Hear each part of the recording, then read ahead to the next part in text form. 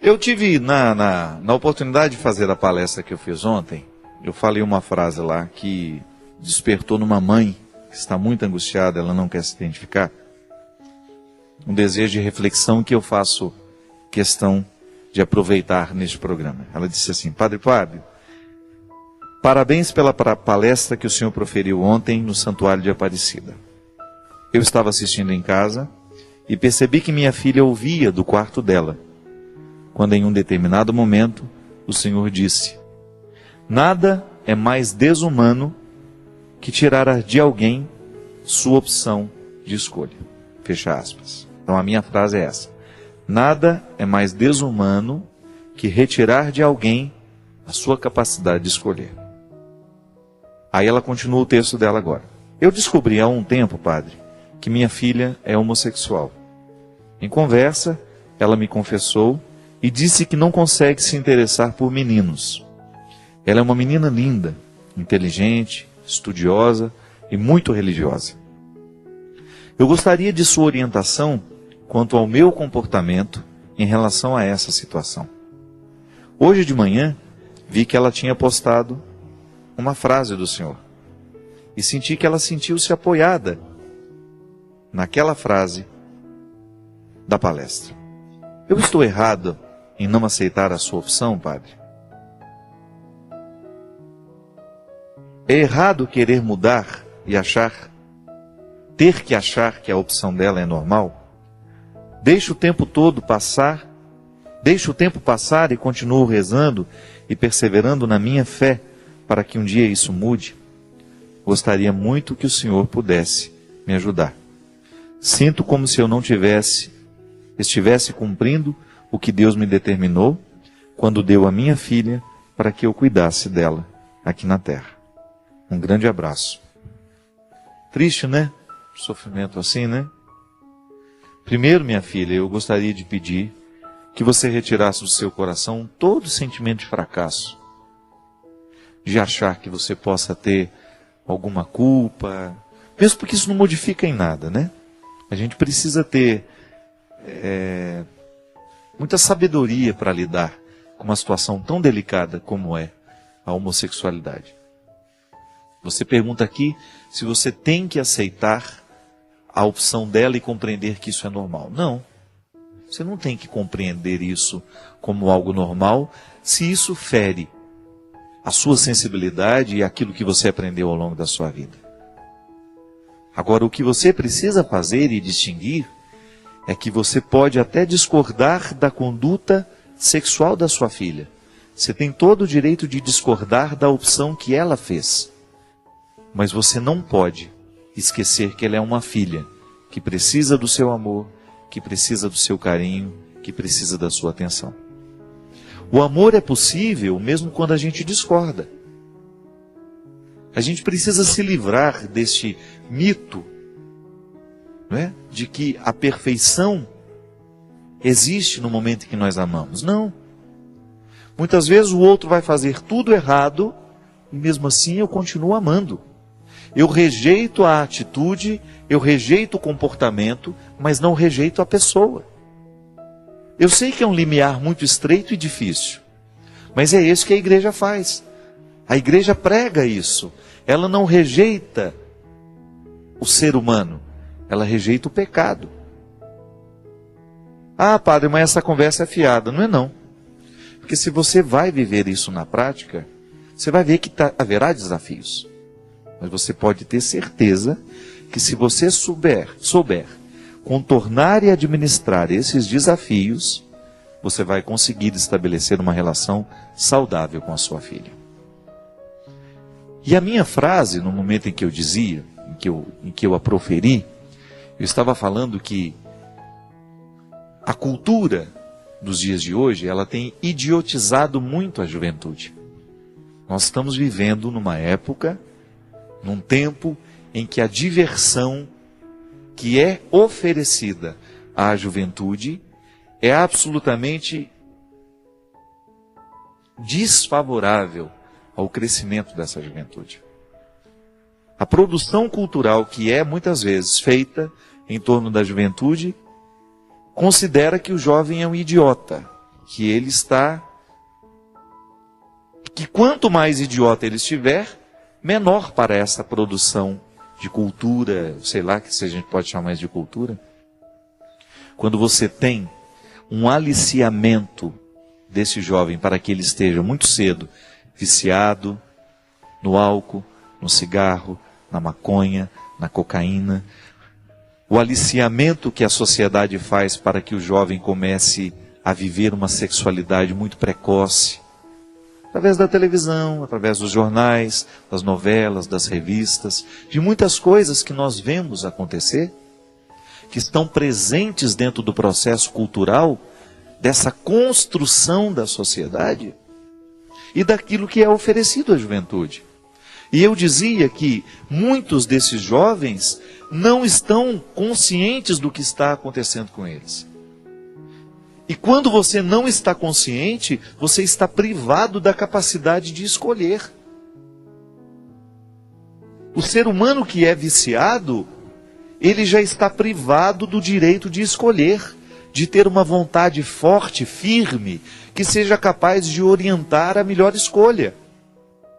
Então, se eu tenho um jovem que foi aliciado já pelo processo cultural, isso aí eu falo de os divertimentos que são oferecidos, os meios, os lugares que são construídos para essa juventude ser feliz, estar alegre, são tão nocivos muitas vezes, que esse jovem já aos 12, se não é bem orientado, ele começa a perder a capacidade de escolher. Eu não estava falando dessa escolha aqui específica, mas a sua filha ouviu e considerou que aquela palavra estava fortalecendo o direito dela de ser quem ela é. E todo mundo tem o direito de ser quem é, quem quer ser. Eu não tenho, como padre, o direito de obrigar uma pessoa a ser como eu quero que ela seja. A minha pregação tem limites, o ensinamento da igreja tem limites, porque o papel da igreja é orientar e apontar o caminho, mas a gente não tem como viver pelas pessoas. E aí isso entra no contexto da liberdade. Eu estava falando de um contexto diferente, que é justamente que quando a pessoa está viciada, quando a pessoa está idiotizada, ela tem menos condições de escolher. Então a condenação já está ali. Eu não sou livre para escolher. Porque alguém um dia me aliciou, alguém um dia me condicionou a querer o pior da vida. Isso é lamentável, minha gente. Quando você identifica que a nossa juventude está sendo condicionada a querer o pior da vida. É impressionante. Outro dia, visitando a minha cidade, a cidade que eu tanto amo, quando eu olhei para o ambiente que foi criado ali, em torno da rodoviária, o que eu vi ali naquela noite, a gente estava passando ali para deixar uma amiga que mora ali perto, jovens de 16, 15, algumas meninas ali que não pareciam ter 15 anos ainda, eram quase 2 horas da manhã, todos eles com suas latinhas, alguns embriagados, uma briga assim muito perto do carro onde nós estávamos. Eu fiquei lembrando daquele ambiente há 20 anos atrás, quando eu ainda morava lá. Aquilo ali era um lugar onde as famílias passeavam, um lugar onde as famílias estavam ali, no final de noite, um domingo, um dia de calor. E de repente, quando eu olhei, sabe quando você se sente assim agredido? Gente, é a juventude da minha terra. Que ambiente pode ser? Que ambiente? O que esse ambiente pode fazer com esses jovens? Que juventude nós podemos esperar? Que futuro nós queremos para este país? Se os nossos jovens não são vigiados, infelizmente a palavra é essa, se não existe uma lei para proteger, menor de idade não pode beber. Se esses botecos estão vendendo, é porque falta fiscalização. Nós estamos perdendo os nossos jovens porque a gente não tem coragem de aplicar as regras. Como é que esse jovem vai ter o direito de escolher se ele está condicionado à destruição? E eu lamento profundamente isso. Sabe por quê?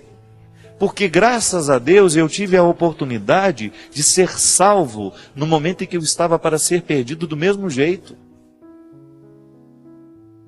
Isso não é só na minha terra, não. Em muitos lugares do interior do Brasil, vocês que estão me assistindo podem dar testemunho disso. Os nossos jovens estão sendo reduzidos ao pó, na diversão que nós oferecemos para ele, nos espaços culturais que as nossas cidades oferecem. Eu não sou contra a alegria, eu não sou contra a festa, seria uma hipocrisia eu dizer isso aqui. Eu não sou assim. Você sabe muito bem. Agora, eu sou contra quando nós vendemos uma alegria altamente nociva e destrutiva, porque atrás dessa alegria, dessa música, dessa micareta toda, as pessoas estão sendo aliciadas, as pessoas estão sendo viciadas com 12, 13, 14 anos. Era disso que eu falava. Eu fiz uma palestra para a juventude e eu não podia negligenciar esse assunto, que é tão importante nos dias de hoje. É sério isso.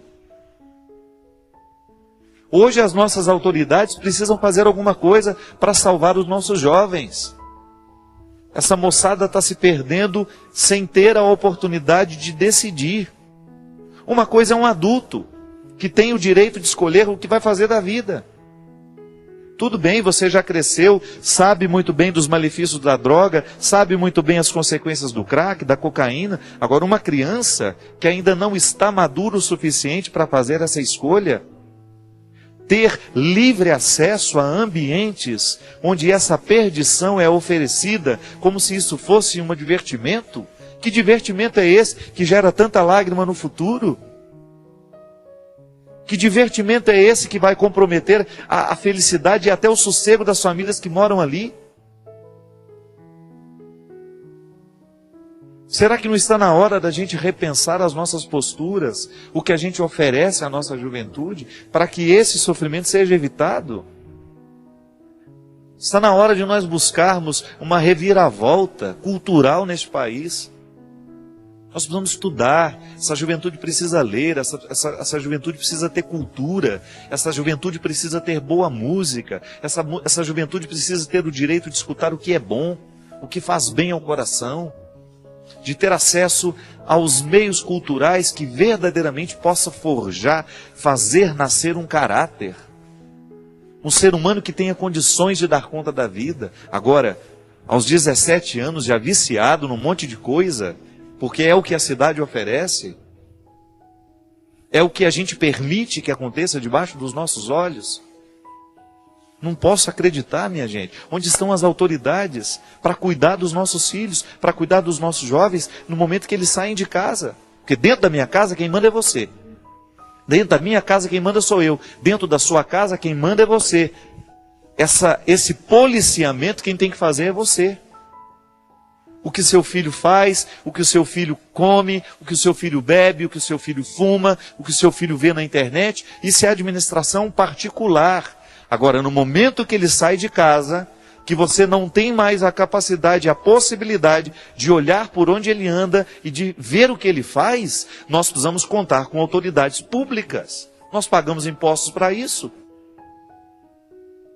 Você precisa ter a garantia que o seu município, que a sua cidade, que o seu estado, que o seu país esteja comprometido em observar o que é que acontece no momento que os nossos filhos saem de casa. Aí a responsabilidade vai para o colégio onde ele estuda. Quantos colégios, quantos lugares que deveriam ser separados e preparados para o conhecimento não são? Não estão nem aí. Uma pedagogia que não está comprometida com a formação do caráter de um jovem que verdadeiramente tenha condições de decidir, de ser alguém na vida. Desculpe-me, eu já desloquei totalmente do que eu estava falando para ela. Mas eu acho tão pertinente esse assunto. A gente aprender a fazer. A gente aprender a exigir que as nossas autoridades façam o que elas precisam fazer.